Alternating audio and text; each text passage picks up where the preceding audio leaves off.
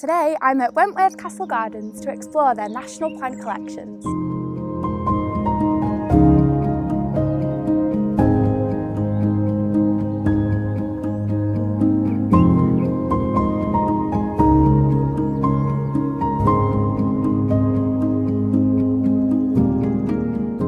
Wentworth Castle is South Yorkshire's only Grade 1 listed landscape, with a large garden, an 18th century castle and over 500 acres of wider parkland. There's plenty to explore on the estate.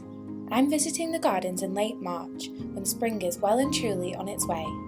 There is plenty of interest in the garden, as the last remaining early flowering bulbs have given way to spring blooms and some of the shrubs have started to burst into flower.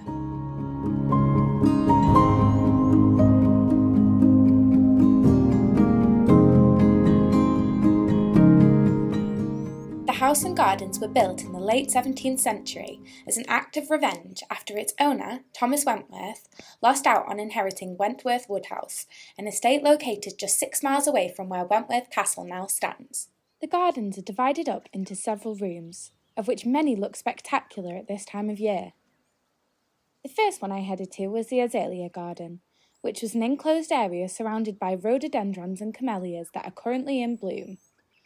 Also in this space was a small rockery, with muscari bulbs poking out from between the rocks. There are also several formal beds that are home to spring bulbs such as daffodils, primula auriculas, and this red-flowering Tulipa praestans. There are also some small magnolias bursting into flower in this room. Some of these flowers are actually part of the brilliant legacy that the gardens have built up over the past few years. Wentworth Castle Gardens is home to 3 national plant collections: Williamsy hybrid camellias, species magnolias, and species and hardy hybrid rhododendrons. At this time of year, the camellias were looking the best, but I was lucky enough to see all 3 of these beautiful flowers in bloom. There are over 100 types of magnolia, 100 camellias, and 300 types of rhododendrons on site throughout the garden in various shapes and sizes. However, the most notable destination for them was in the shrubbery walk and on the outskirts of the fernery just below Stainborough Castle. Here, I was surrounded by large flowering shrubs everywhere I looked. Some of my favourites in the collection were the stunning hybrid magnolia pink crown and the red flowering rhododendron thompsoni.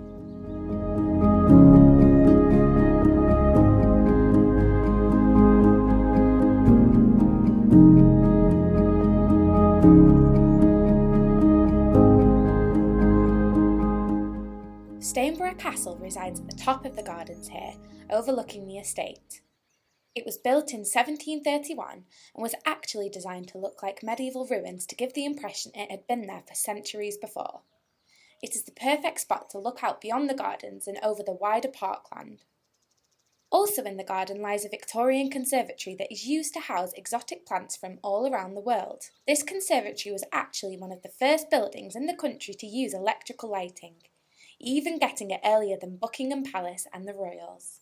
It was restored in 2013 and is home to some great plants, such as these white flowering calla lilies and many succulents, such as this Crassula ovata. The Victoria Flower Garden, located towards the back of the garden, was also a delight at this time of year.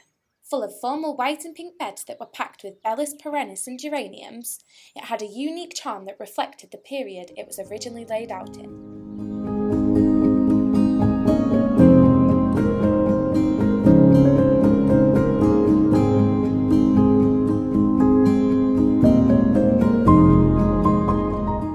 Whatever your reason may be for a trip to Wentworth Castle Gardens, there is plenty to explore. Whether you fancy a long walk around the parkland to spot the deer and other animals, or want to admire the unique plant collections in the formal gardens, you'll not be disappointed.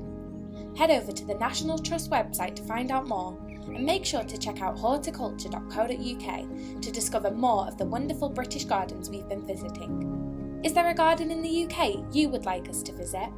Let us know in the comments below. Thanks for watching.